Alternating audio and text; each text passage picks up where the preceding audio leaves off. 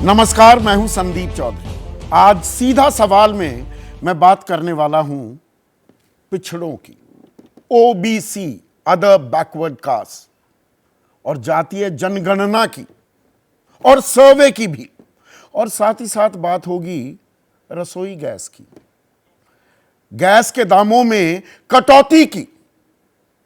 अब आप कहेंगे ये दो अलग अलग धाराएं कहां से जोड़ रहे हैं, इनका क्या मिलान है? मिलान है, अभी इसको भी मैं आपको समझाने वाला हूं। कल रक्षाबंधन है और रक्षाबंधन की पूर्व संध्या पर केंद्र सरकार ने आपको, मुझको और देश की आधी आबादी, खासकर मैं बात करना चाहूंगा, गृहिणियों को एक सौगात दी, तोहफा दिया। 200 रुपए की कटौती का ऐलान कर दिया गया है गैस सिलेंडर के दामों में। और प्रधानमंत्री नरेंद्र मोदी ने कहा, गैस की कीमतों में कटौती होने से मेरे परिवार की बहनों की सहूलियत बढ़ेगी और उनका जीवन और आसान होगा। पर यहां पर सरकार यह बताना भूल गई कि दिसंबर 2020 के बाद लगातार लगभग 2.5 सालों तक गैस के दाम लगातार बढ़ते ही चले गए। एक बार 10 रुपए सिलेंडर की कीमत घटाई गई थी और इन 2.5 सालों में जो 594 रुपए का सिलेंडर था नवंबर 2020 में, वो बढ़कर, दिल्ली के दाम बता रहा हूं, 1103 रुपए हो गए।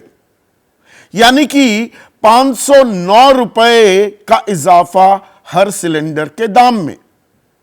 अब 200 रुपए की कटौती की गई है तो भी 300 रुपए का इजाफा तो रह गया। अब विपक्ष इस पर चुटकी भी ले रहा है। ममता बनर्जी ने कहा कि 2 महीने में इंडिया की सिर्फ 2 बैठकें हुई और परसों तीसरी बैठक भी होने वाली है, और एलपीजी के दाम 200 कम कर दिए गए। यह है इंडिया का दम। जबकि मल्लिकार्जुन खड़गे, जो अध्यक्ष हैं कांग्रेस पार्टी के, वो कहते हैं जब वोट लगे घटने तो चुनावी तोहफे लगे बंटने। तो क्या यह चुनावी तोहफा दिया जा रहा है? और गैस के सिलेंडर, आपको ध्यान होगा 2013 में और 2014 की शुरुआत में गैस के सिलेंडर लेकर, खास स्मृति ईरानी की वो तस्वीर आपके जहन में जरूर कौंधी होगी। सड़क पर सिलेंडर लेकर बैठ जाते थे कि बहुत हुई गैस की मार, अब की बार मोदी सरकार। तो ये रसोई गैस में और रसोई में लगी आग को बुझाने की सरकार कोशिश कर रही है क्या? और महंगाई की मार जो आम आदमी झेल रहा है, उसे राहत देने की कोशिश है, या ये इंडिया का असर भी है? और इसमें एक और बात, कल सबसे पहले एबीपी न्यूज पर हमने ये खबर ब्रेक की थी, बाकायदा चर्चा की थी। आज चैनल बाकी कर रहे हैं चर्चा कि क्या चुनाव जल्द भी हो सकते हैं, दिसंबर में भी चुनाव हो सकते हैं क्या लोकसभा के। और उसी की तैयारियों में अब यह कदम भी जोड़ दिया गया है कि गैस के सिलेंडर के दाम कम कर दिए गए। यह बात और है कि जून 2020 में गरीबों के लिए जो मुफ्त में सिलेंडर दिए जा रहे थे वो बंद कर दिए गए। कोई लंबी चौड़ी घोषणा नहीं हुई थी, चुपचाप वो बंद हो गए थे। फिर पिछले साल मई में गरीबों के लिए 200 रुपए की सब्सिडी दी गई थी। अब सभी, आप, मैं, हमारे जैसे सब लोग, और गैस का इस्तेमाल तो हर घर में होता है, 200 रुपए कम सिलेंडर के दाम आपको देने पड़ेंगे। अब ये 2024 के चुनाव के चलते हैं या चुनाव जल्द हो सकते हैं, उसकी तैयारी है क्या? उसी में एक और कड़ी जुड़ जाती है और वो है पिछड़ा वर्ग। अभी तक सरकार लगातार, क्योंकि विपक्ष ये मांग उठा रहा था, बिहार में तो बाकायदा जातीय सर्वे शुरू हुआ, फिर हाई कोर्ट में मामला गया, सुप्रीम कोर्ट से इजाजत मिली, अब वो मुकम्मल भी हो गया है। और इसमें बीजेपी ने भी 2 बार इस प्रस्ताव का समर्थन किया था। बीजेपी यानी कि उनकी बिहार इकाई ने। झारखंड में भी यह प्रक्रिया चल रही है, उड़ीसा में यह प्रक्रिया है, तेलंगाना में शुरू हुई थी, कहां पहुंची है ये अभी खबर मुकम्मल तौर पर नहीं पता लगी है। पर विपक्षी शासित राज्य लगातार पिछड़े वर्ग की जनगणना की बात कर रहे थे कि उसके बिना दरअसल पिछड़ों को जो बेनिफिट्स मिलने चाहिए और खास जो दाखिले और नौकरी मिलनी चाहिए उसका सही मायने में आकलन ही नहीं हो पाता। और 2018 में उस वक्त देश के गृह मंत्री थे राजनाथ सिंह, उन्होंने कहा था कि 2021 में जब जनगणना होगी यानी कि सेंसस होगा तो जातीय जनगणना भी कराएगी सरकार। बाद में वो पीछे हट गए थे। 2011 में तो ये बात, उस वक्त उपनेता प्रतिपक्ष थे लोकसभा में गोपीनाथ मुंडे, अब स्वर्गवास हो गया है, उन्होंने कहा था अगर जातीय जनगणना नहीं होती तो इससे ज्यादा नाइंसाफी पिछड़े वर्ग के साथ हो नहीं सकती। पर सरकार नहीं करा रही थी, लेकिन आज एक हलफनामा दिया सुप्रीम कोर्ट में और कहा कि जो पहला हलफनामा हमने दे दिया था कि राज्य जातीय जनगणना या जातीय सर्वे नहीं करा सकते, वो गलत था, कुछ अनदेखी हो गई हमसे। जातीय जनगणना या सर्वे राज्य करा सकते हैं, जनगणना का काम, जनगणना जातीय सर्वे नहीं, वो काम केंद्र सरकार का है। तो ये बीजेपी यू टर्न क्यों लेती दिखाई दे रही है, जबकि बीजेपी ने ही 2017 में जी रोहिणी आयोग का गठन किया था और 13 बार उसे एक्सटेंशन दी गई, 13 बार। और उसके पीछे एक असमंजस था। बीजेपी भी और राष्ट्रीय स्वयंसेवक संघ का भी यह मानना था कि जातीय जनगणना होगी तो समाज में जातीय दरारें और बढ़ेंगी, तनाव और बढ़ेगा। जबकि विपक्ष कह रहा था कि सही उत्थान हो नहीं सकता पिछड़े वर्ग का जब तक कि उनकी जनगणना ना हो। जब इस देश में मोर कितने हैं, बाघ कितने हैं, पेड़ कितने हैं, पौधे कितने हैं, हाथी कितने हैं, इसका आकलन किया जा सकता है, गिनती की जा सकती है, तो पिछड़े वर्ग की क्यों नहीं? इस पर आपत्ति भी दर्ज कराती है बीजेपी की, इनके साथ जोड़ दिया पिछड़े वर्ग को। लेकिन अनुसूचित जाति और जनजाति, उनकी तो जनगणना होती है, तो पिछड़े वर्ग की क्यों नहीं होती? और पिछड़े वर्ग की आखिरी जो जनगणना हुई थी वो आजाद भारत में नहीं, जब हम गुलाम थे 1931 में। और उसी आंकड़े को मंडल आयोग ने दोहराया था कि देश में 52% पिछड़ी जाति हैं। अब आवाज लगातार उठ रही है खास विपक्षी खेमे से कि जिसकी जितनी संख्या भारी उसकी उतनी हिस्सेदारी या उसको उतनी भागीदारी मिलनी चाहिए, जो राम मनोहर लोहिया एक वक्त कहा करते थे।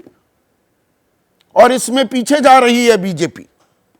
तो क्या यहां पर बीजेपी ने स्टांस में यू टर्न लेकर अपनी राजनीतिक मरम्मत का भी काम किया है क्या? और यहां पर यह बात बतानी आपको जरूरी हो जाती है कि जी रोहिणी जो आयोग है उसने क्या पाया कि जो ये पिछड़ी जातियां हैं 27% आरक्षण मिलता है। अलग अलग राज्यों में वो आंकड़ा बदल भी जाता है। 1% पिछड़ी जाति जो है उनका 1% 50% दाखिले और नौकरी हासिल कर ले जाते हैं। 1% जाति ही, कुल मिलाकर 2600 जातियां हैं जो पिछड़े वर्ग में आती हैं। उनमें से 938 ऐसी हैं जिन्हें ना तो कोई दाखिला मिलता है यूनिवर्सिटीज में, IIM, IIT, एम्स नहीं मिलता 938 को, और 994 ऐसी जातियां हैं जिन्हें नौकरी और दाखिले जो मिलते हैं वो 2.68% हैं। यानी कि 994 जातियों में से 100 में से 3 से भी कम बच्चों को या तो दाखिला मिलता है या नौकरी मिल पाती है। और रोहिणी आयोग ने तो अभी जो अपनी रिपोर्ट जारी की है और राष्ट्रपति द्रौपदी मुर्मू को सौंप भी दी, उसमें क्या कहा है कि जो पिछड़ा वर्ग है इसको भी 3 हिस्सों में बांटने की जरूरत है। एक पिछड़ा, एक अति पिछड़ा और एक सर्वाधिक पिछड़ा।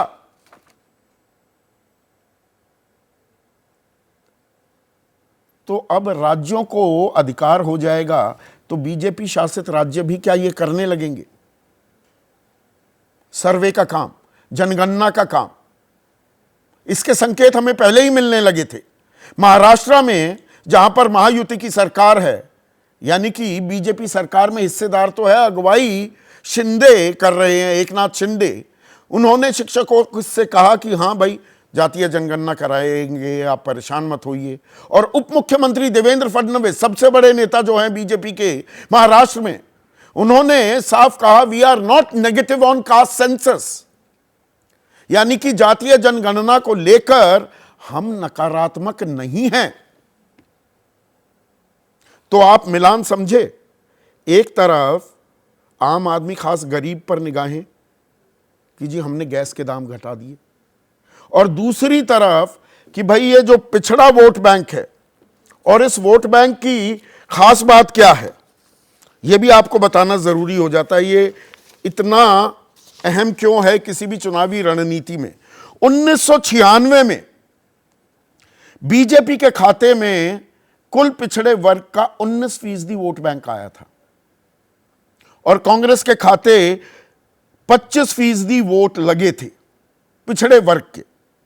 और 2019 में 19% से बढ़कर 23 सालों में बीजेपी ने 44% पिछड़े वर्ग के वोट अपने खाते में कर लिए थे, और कांग्रेस 25 से घटकर 15% पर आ गई थी। और इसीलिए कोई ताज्जुब की बात नहीं है कि इस बार लाल किले की प्राचीर से जब 10वीं बार देश को संबोधित कर रहे थे प्रधानमंत्री नरेंद्र मोदी, तो 15,000 करोड़ की एक योजना का भी ऐलान किया, विश्वकर्मा योजना। ये पिछड़ी जाति से ही आते हैं जो कामगार हैं। तो ये सोशल इंजीनियरिंग की दरकार क्या 24 के चुनाव को लेकर अब महसूस करने लगी बीजेपी?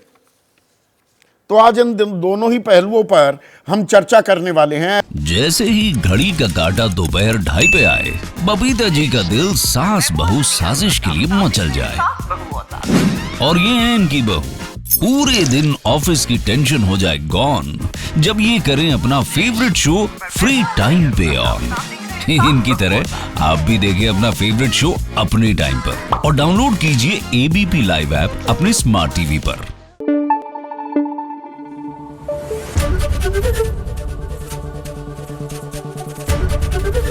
एबीपी न्यूज आपको रखे आगे।